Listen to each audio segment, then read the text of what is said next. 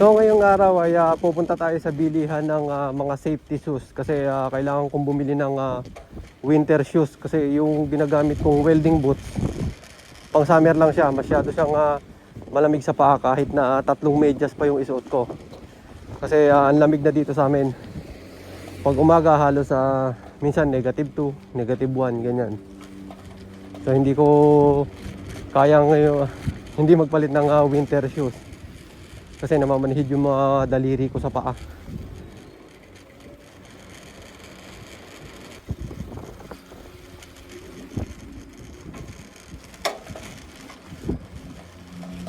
Tingnan nyo guys kung gaano kalinis yung kalsada dito sa Japan at kung gaano katahimik. Wala kang makikitang mga nakatambay, mga nagtitinda dyan sa gilid-gilid.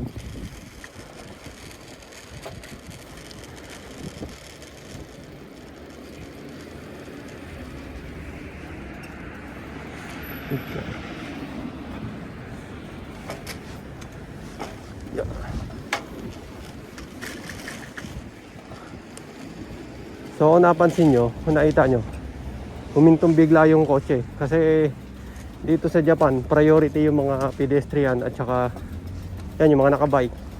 Hindi sila pwedeng hinto kasi pag nakita sila ng pulis, hahabulin sila, sigurado meron silang penalty.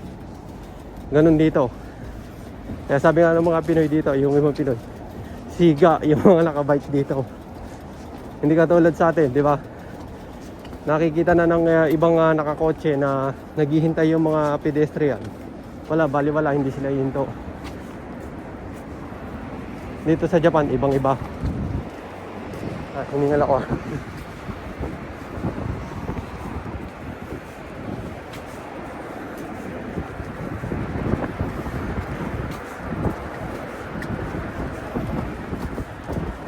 Oh, nakakahingal.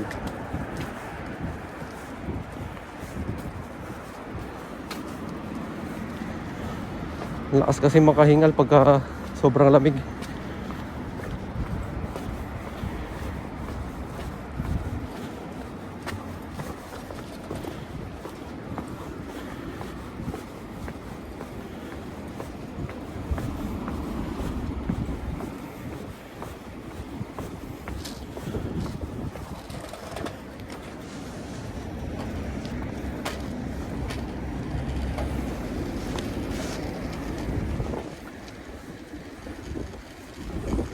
Tapos dito sa Japan yung bisikleta, ano na to, yung karaniwang service na ng mga tao dito. Ayan, kaya nakabike ako.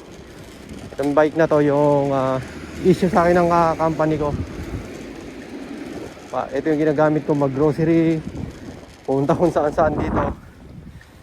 Kaya kung magja-Japan ka, dapat marunong kang magbisikleta. Yung mga high school dito, ayan, yung mga ibang estudyante, naka-bike lang sila. Kahit naka-palda yun, yung mga babae, naka-bike sila. Hindi sila hinahatid ng magulang nila. So kung makapansin nyo, nakakapag-video ako pag naka-bike.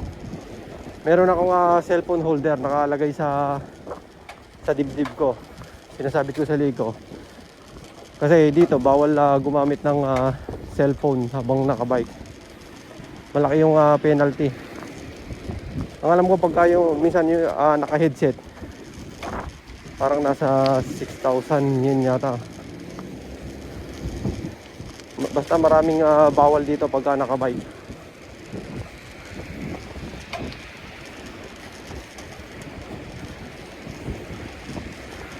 Ang lamig.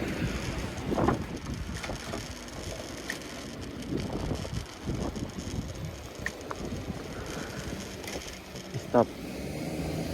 So kailangan natin huminto kasi naka red light. So kung makikita nyo dito sa video,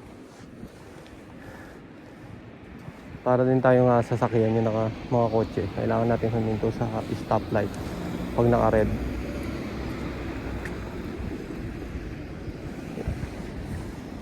Pero pagka wala na mga stoplight, yun, pwede tayong dumiretso. Sila yung mag-a-adjust, sila yung hihinto. Tapos pagka naka red, nagbeating the red light ka, at pagka nakita ka ng pulis, ang alam ko 10 lapad yata, Basta malaki rin ang multa. Hindi ko sure. Kaya mahigpit sila dito sa batas pagdating sa pagbibisikleta. Bawal din mag-bike ng nakainom.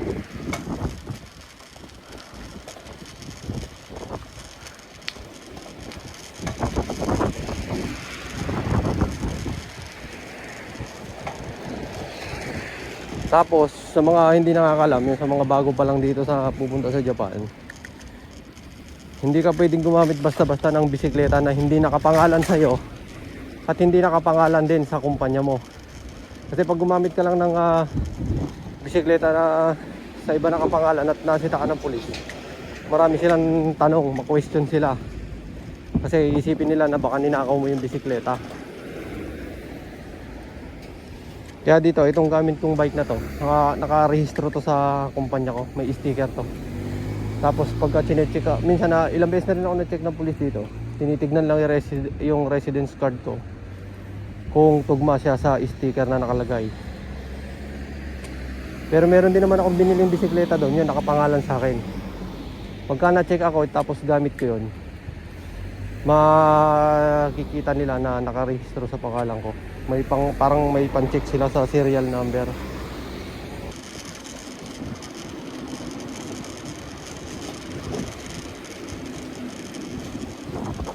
So yung pupuntahan kong store, bilihan ng sapatos, nasa 15 minutes ang layo mula sa bahay.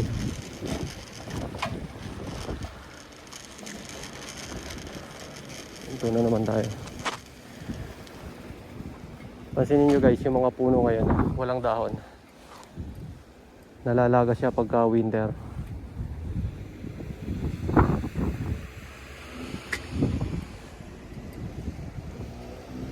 Yung ibang part ng Japan, grabe na yung snow. Sa Sapporo, Hokkaido. Tapos sa Tokyo, kahapon nakita ko sa news, nag-i-snow na rin. Dito sa amin, sa lugar namin sa Aichi, nag-i-snow siya bandang February or March yata yun. Pero hindi siya ganun kakapal. Pag tanghali, ano na siya, natutunaw na siya. Pero ang lamig pa rin dito, nagne-negative din yung ano dito, klima. Yung temperature.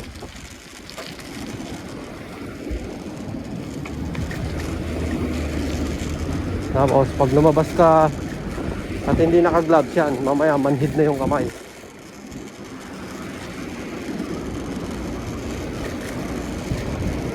So yun, sa tagal ko na rin dito sa Japan, nasanay na rin ako na mamuhay mag-isa. Kasi mag-isa ako sa bahay, yan, mag-isa ako lalabas. So mag-aapat na taon na rin ako dito sa Japan.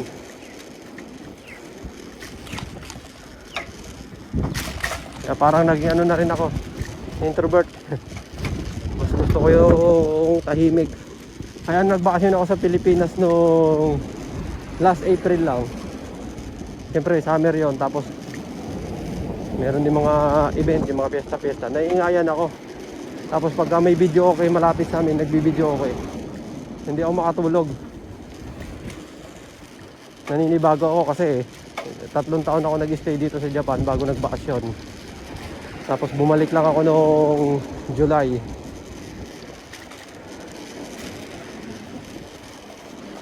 Kaya yun, nasanay na rin ako sa tahimik.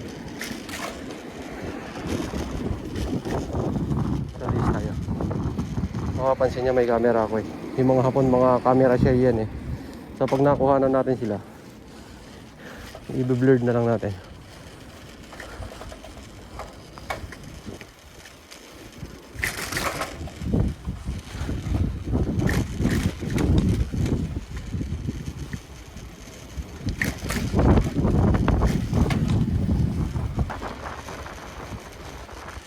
So kung gusto mo namang mag-tourist dito sa Japan, para sa akin ang may sasuggest kong klima, yung buwan, April, yan yung panahon ng cherry blossom. Tsaka hindi na siya masyadong malamig. At saka yung autumn, November. Yung November kasi yun yung taglagas naman, yun yung magagandang dahon, yung yellow, red. Yan. Pero kung gusto mo naman ng snow, yan, start ng December hanggang February. Yung lugar na makakapal yung snow dito sa Sapporo at saka sa Hokkaido.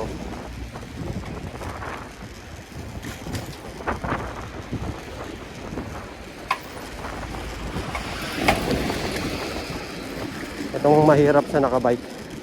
Pag malakas yung hangin tas pasalubong.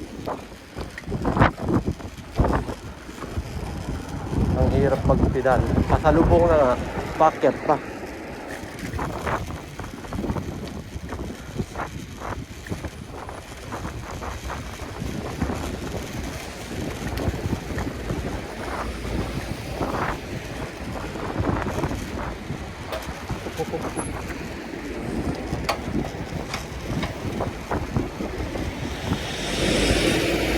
So yun guys, nandito na tayo sa Workman. Dito ako bumibili lagi ng safety shoes. Yan. Ay, sa parking. So yan, hindi na ako makakapag-video sa loob kasi bawal. Papakita ko na lang sa inyo kung ano yung mabibili nating safety shoes. So yun guys, nakabili na tayo ng safety shoes. So ito siya. Yan. So ang bili ko 3,900 yen. So ilalagay ko na lang sa screen kung magkano sa peso yan. So ito yan. So medyo mahal siya, pero okay naman siya yan, makapal. Hindi na malamig sa pato. Yan. So pagka bibili ka ng welding shoes dito, wag yung tinatali. Kasi pagka nalagyan ng baga o kaya yung apoy, masisira lang. Yung ganito lagi binibili ko. Yan, tapos leather siya. Ayan guys, uwi na tayo.